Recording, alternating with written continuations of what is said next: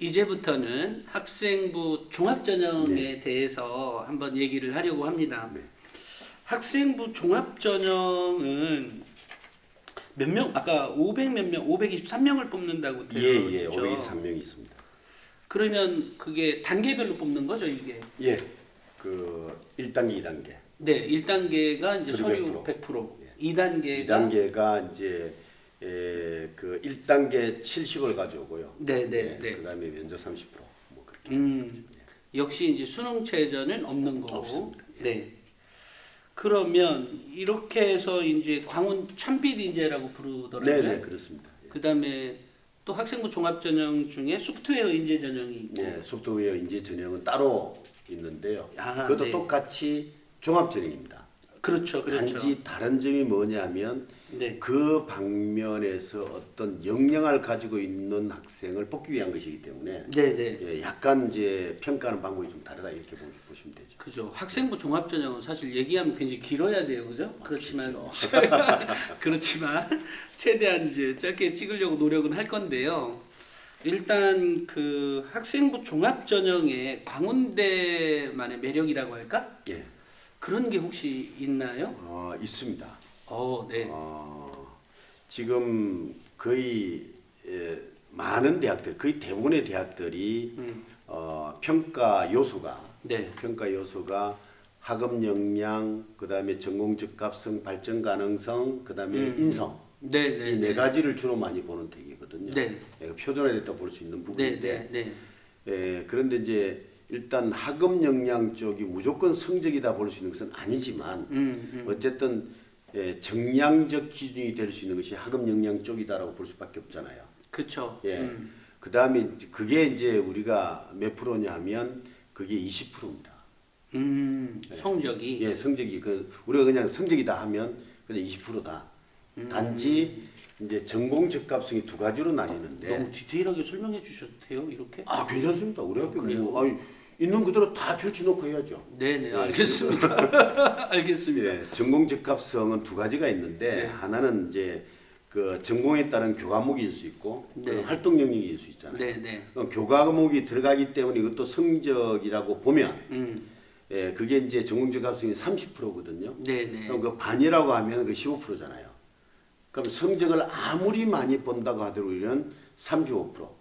35%까지는 안 본다고 보시면 돼요. 네네. 예, 왜냐하면 내신 성적만 가지고 하는 것이 아니라 잘 아시다시피 거기에 세부님 특기사항이라든지 여러 가지 정성적인 네, 요소들이 네. 많이 들어가 있기 때문에 네. 성적만 가지고 하지 않는다. 그러니까 우리 학교는 성적에 의해서 좌우되지는 않는다. 그게 특징이라고 보시면 됩니다. 다른 학교도 그렇게 얘기해요. 그렇게 하는데 그렇게 하는데 이제 실제로 성적을 많이 이제 보는 학교가 있죠. 예, 결과를 보게 되면 그거는 그렇다 안 그렇다 하면서 알 수가 있는 부분도 네. 나타날 수 있습니다. 공감합니다. 제가 사실은 조건을 던졌는데 교수님께서 전혀 안 받아주셔서 심각하게 흘러갔습니다.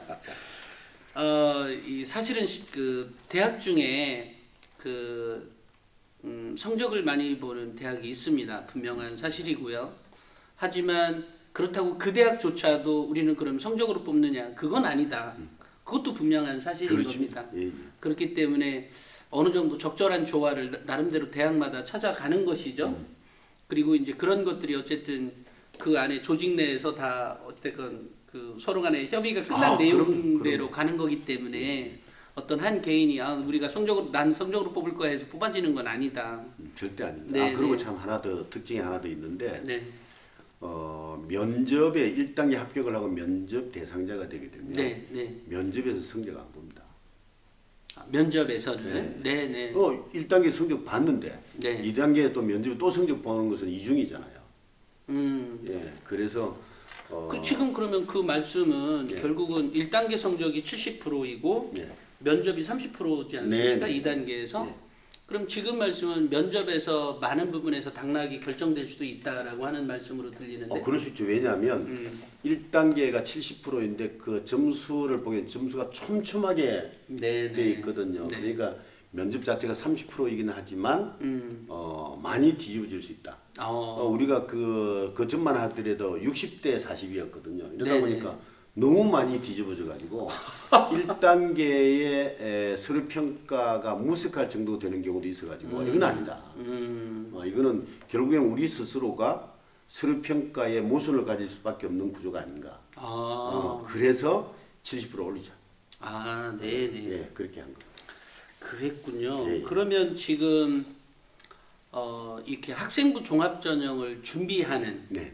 그러니까 이게 사실은 두 가지 측면이 있는데, 하나는 학생부 종합전형을 준비하는 다수의 학생들이 있는 것이고, 또 그 중에서도 사실은 뭐 집이 가까워서든 아니면 광운대 특정 과가 마음에 들어서든, 그렇죠. 네. 또는 특정 어떤 교수가 마음에 들어서 나는 광운대만 와야 되겠다.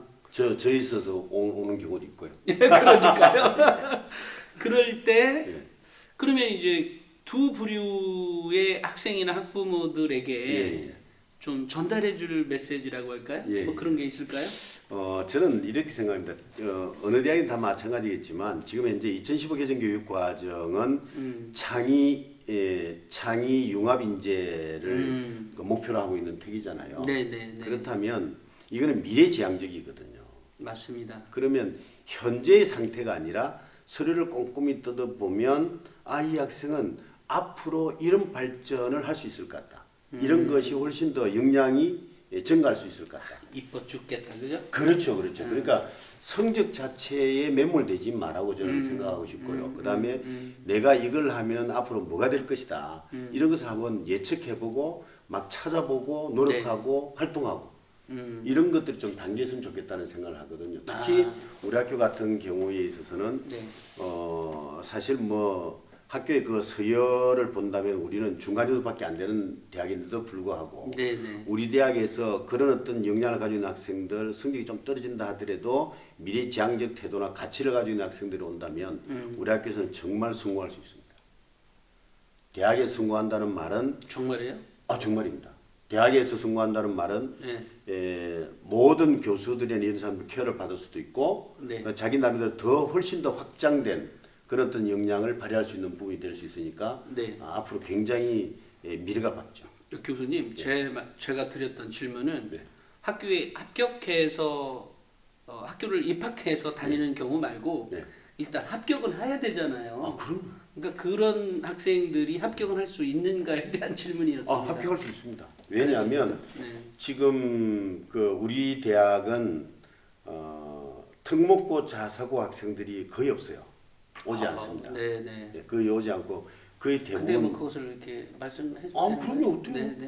거의 90% 정도가 일반인 고등학교 학생들이거든요.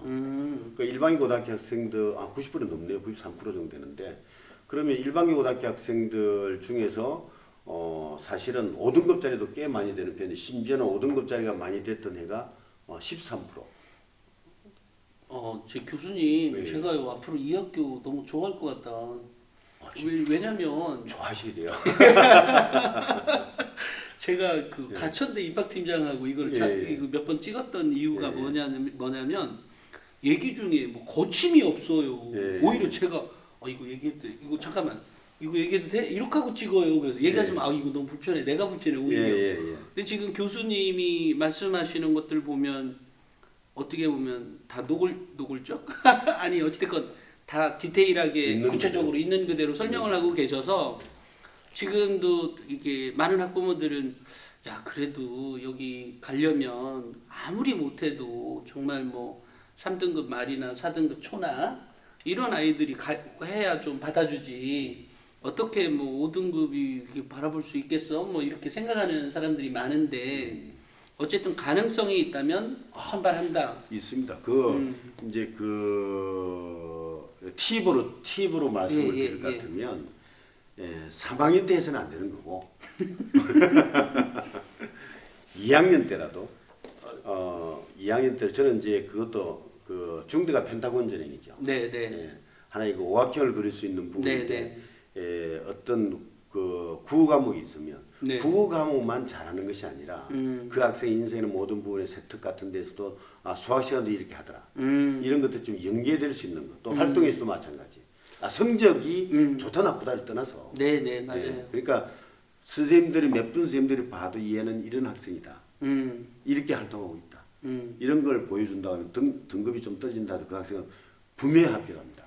그래서 제가 제 영상도 한두 번 보셨다면서요. 예, 맞습니다. 근데 제가 늘상 학업 역량은 곧 태도다, 자세이고 맞습니다. 뭐 이렇게 얘기를 하고 있는데 우리 학부모님들이나 아니면 어서 어떤 정보를 갖고 계시는지 모르겠는데 자꾸 댓글 같은 거 이렇게 보다 보면 자꾸 성적인 것이냐만 이렇게 말씀하셔서 좀 안타까울 때가 많은데 또 하나 이 매우 중요한 말씀을 꼭 하나 드리고 싶어요. 뭐냐면 지금 교수님이 얘기하고 있는 광운대에서 우리는 이런 아이를 뽑는다.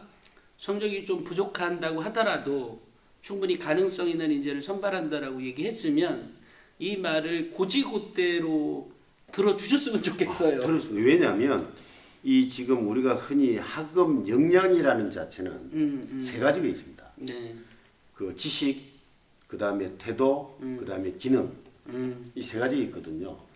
그 지식도 변할 수 있잖아요. 네네. 기능이라고 하는 것은 그걸 어떻게 만들어낼 수 있을까라고 하는 창의성을 두고 이야기하는 것이고 그걸 하기 위해서는 그 학생이 어떤 적극성을 가지고 임하느냐 하는 것이 이 세 가지가 네네. 합해서 영향이 되는 것이기 때문에 맞아요. 그 등급이 몇 등급이다 이것 가지고 이야기할 수 있는 것은 아니다. 제가 지금 오늘 말씀 듣고요. 제가 사실은 너무 놀라고 있어요. 솔직히. 그래요? 왜냐면 예. 나 강원대가 이렇게 좋은 대학인 줄 몰랐어요. 왜냐면 예. 보통 이제 잘 안 오고 아, 또 예, 이렇게 예. 뭐 구체적으로 통화를 뭐 매번 하는 것도 아니니까 예, 예, 예. 어차피 모집 요강이 있고 예, 예. 또 그것에 대해서 자료들이 잘 나와 있기 때문에 그걸 가지고 기사를 쓰고 있기 때문에 굳이 뭐 입학처에 매일 전화해서 뭐가 어떻냐 그럼요. 이렇게 하진 예, 않죠. 근데 이제 오늘 이렇게 구체적인 말씀을 듣고 보니까 이 대학 생각보다 괜찮은데? 뭐 이런 생각이 드네요. 괜찮습니다. 그 원래 우리 신 대표님 하시는 것을 제가 카톡이나 많이 보기 때문에 그 필치가 아주 날카롭다는 걸 많이 듣고 있고 아까 전에도 제가 말씀드렸다시피 좀 깊숙이 찔러 보는 그런 것들이 많이 있어서 제가 깜짝 놀라는 경우도 있는데 실제로 제가 광운대학이 사실은 저평가되어 있는 학교다. 그러네요. 예, 저는 그렇게 보고 있고 정말 그 우리가 흔히 우수한 학생이 성적 좋은 학생이 아니라 제가 방금 말씀드렸던 미래 가치를 가지고 있는 학생 이런 학생 우수 학생이라면 이런 학생들을 뽑기 위해서 대학은 엄청나게 고민하고 있다. 그렇게 보시면 돼요.